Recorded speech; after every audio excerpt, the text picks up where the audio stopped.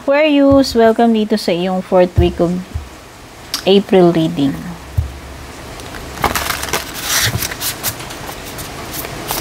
Please don't forget to like, share, follow, subscribe, and kung balak mag-inquire, mag-avail about my personal reading services, mag-message privately po kayo sa aking official Facebook page. Link and details, pakibasa nakasulat sa description below. Ang unang card mo dito is Wood Monkey. Choose your battles, Aquarius. Piliin mo mabuti kung saan mo i-involve yung sarili mo, anong energies yung papatulan mo, anong pag-i-investan mo ng attention, focus. No, hindi lahat ng battle para sa'yo. Hindi lahat ng laban dapat mong pasukin. No, yun yung sinasabi rito. Choose your battles. Kailangan mo ba talagang gawin to? Is it necessary? Kailangan mo bang i-involve sarili mo dito? No? Kailangan mo bang gawin yung ganyan? Pasukin yan? No? Kumbaga, kung hindi talaga necessary, hindi dapat. No? Maging maging wise ka sa pagpili ng mga bagay na dapat mong pasukin sa hindi dapat pasukin. Yung mga away, laban, or kung ano man itong battles na tinutukoy na ito. Ano yung mga dapat mo ipaglaban sa hindi? Ano yung dapat na nakiki-interfere ka or hindi? Kailangan mo makisawsaw dito? Kailangan mo ba involve yung sarili mo rito? Yan. Ito yung mga bagay na dapat mong iponder pag-isipan mabuti ngayong last week ng April.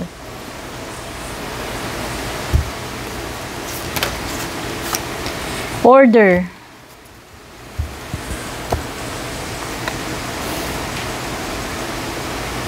You need to set your emotions in order, Aquarius, yung nakita ko. I-sort out mo sarili mo. Keep yourself or pull yourself together. And pwedeng meron kang ka-deal dito na Virgo.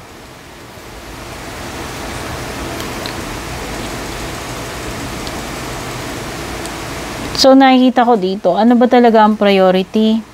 Ano yung mga kailangan mong bigyan ng attention, ayusin?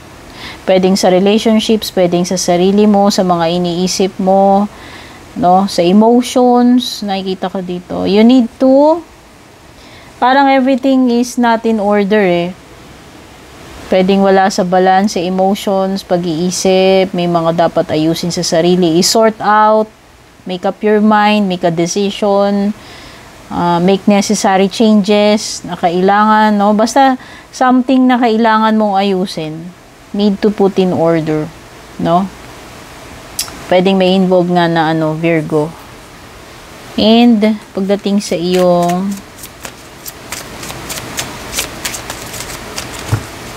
okay, nakikita ko rin dito, pwedeng wala sa hulog tong mga decision mo, pag-iisip mo. Ano ba talaga, Aquarius, no? Kaya nga, isosort mo yung sarili mo more on your, sa sarili. Sa pag-iisip, sa decision making, mindset, emotions, yan.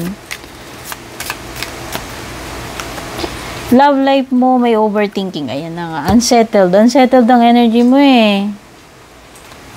Oh, kalat-kalat, sabog-sabog. Kaya siguro sinasabihan ka rin. Choose your battles. Ano ba dapat bigyan mo ng priority? Focus. Ano ba dapat yung ini-involve mo yung sarili mo sa hindi dapat? Ano yung bagay na i-detach mo yung sarili mo? Ano yung dapat mong pasukin sa hindi pasukin? Ito yun. Pati sa love life mo, nagmamanifest siya. Ayan, nag-overthink ka daw. No, ang ino-overthink mo dito, yung mga negative scenarios sa isip mo na nag-create ng kung ano-anong nightmare, issues, which weren't there at first. Pwedeng paranoia mo to, overthinking. Wala pa naman. Pero nag-create ka na ng mga scenarios. Negative take note, negative scenario itong mga nilalagay mo sa isip mo. Kumbaga gumagawa ka na ng kwento agad, no? sa isip mo na wala pa naman dun. So, nag-create ka ng nightmare, nag-create ka ng stress, problema, kahit hindi naman dapat, kahit wala dapat yun sa isip mo. So, yan. Kailangan mong i-sort, linisin yung dapat linisin pagdating sa isip mo, ha. Ang dami rito. Emotions, isip yan. Okay? Complicated yan. And nakakaano siya. Alam mo yun, instead na hindi naman nagkakaroon ng problema, lalong nakaka-contribute pa yan na magkaroon ng problema, magkasiraan, yun yung mga ganyan. No? Nai-spoil yan, nai-spoil yung hindi dapat ma-spoil dito. No, ibig sabihin, nakakasira. Nakakasira siya. Tignan pa natin yung mga pwedeng paparating. So, instead na nagsasaya kayo ngayon, nagkaroon ng problema na dapat wala naman, no? Yung mga ganyan. Dahil lang sa kakaisip mo ng mga negative na eksena. Sabi kasi dyan, wala pa naman, pero iniisip mo na eh, no? Advanced. Pwedeng paparating sa iyo last week, o yan, problema nga, o finger, may tinuturo dito. Ikaw, tinuturo ka niyang finger na yan. Problema mo. Near future na to, ha. Malapit na yan. Pwede ngayon, nagmamanifest na yung problema na yan. Wina-warn ka. Hindi sinabi kung tungkol saan. Ay, okay. So, mukhang magkakasamaan ng loob, magkakasakitan ng ano, pwedeng breakup, awayan, tampuhan, or loss. Kasi, heartache over what you no longer have. Okay, merong painful situation darating sa'yo. Pwedeng breakup, pwedeng loss. Yung loss na yan, hindi lang sa love life, pwedeng sa ibang bagay. Halimbawa, natalo ka sa kaso. Or, nalugi ka. Or, tinraidor ka ng business partner mo. Yung mga ganun. Basta may some kind of pagkatalo, loss, painful na pangyayari. Yan may heartbreak eh. May masakit dito eh. Pwedeng yung iba dito, parang painful reminder of something or someone na wala na sa buhay mo, pero parang hanggang ngayon eh, mananariwa yung pain na yan. No? Whether may kabiguan ka in the past, loss, may nawala sa'yo, sabi ko nga, tao man o hindi, in the past, na parang yun yung mananariwa sa'yo, yung sugat ng past na yun. Things not always this way. Change is coming. So, ayan, expect mo magandang change yan, caterpillar, from caterpillar into a butterfly.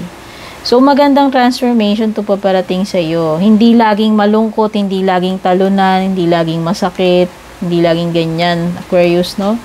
Darating na yung magagandang bagay para sa iyo.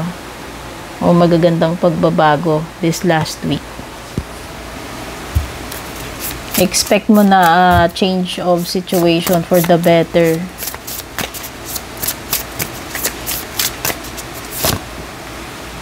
O, diba? Ayan, may bagong simula dito. Ace of Wands. This is full of promise na maaaring ito ay magiging enjoyable, exciting, or maybe this is an indication na maaaring maging successful ito, or there is a big potential na lumago, no? Ano man ito?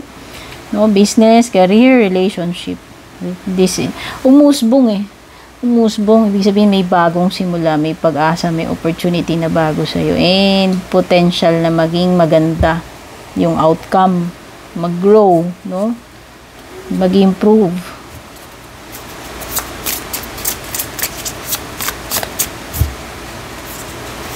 Kumbaga, parang nagtusok ka ng stem ng rose kung mahilig ka magtanim, na hindi mo na-expect na mabubuhay, nagkaugat, parang ganun.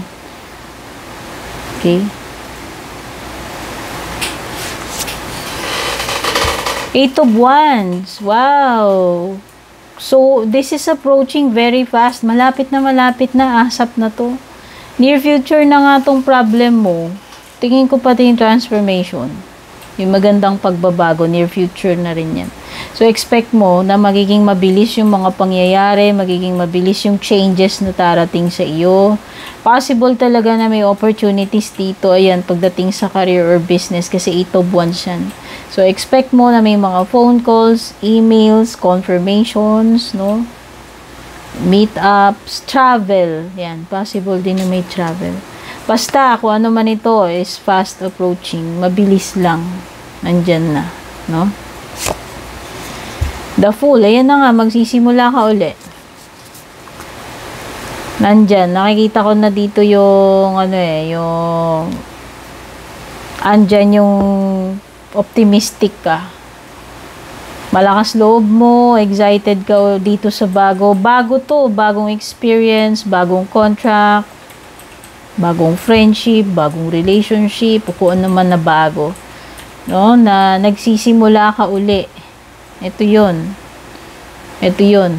Malakas yung energy na nagsisimula ka uli dito. Pwedeng hindi mo alam kung ano yung mga magiging outcome nito, pero you are willing to try.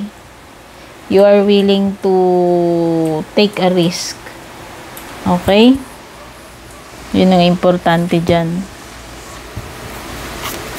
Positibo eh. Positibo yung outlook mo dyan. Closing message mo, you have serenity. Serenity, relaxation is needed. Take this time to go within and rest your body and mind. Ayan, pagpahingahin mo daw yung mind and body. Kailangan dito ng peace, serenity. Stillness will bring you serenity and warmth. A retreat would be beneficial. Ayan, retreat. So, kailangan mo time out, bakasyon, no? Pagbigyan mo ng time yung sarili mong maging alone, makapag-reflect, makapag-muni-muni, relax. Ayan. You can retreat at home or away. Ayan, pwedeng bakasyon. Or sa bahay, kahit na anong alin doon. No? To gather your strength, kailangan mo itong retreat na to, itong pagpapahinga, time out na ito para sa sarili mo. Ma-regain mo yung strength na kailangan mo. Power, regaining power and strength. So, pwedeng period of recovery, no? I am rested and I can go within to find my great peace. Take care and God bless, Aquarius.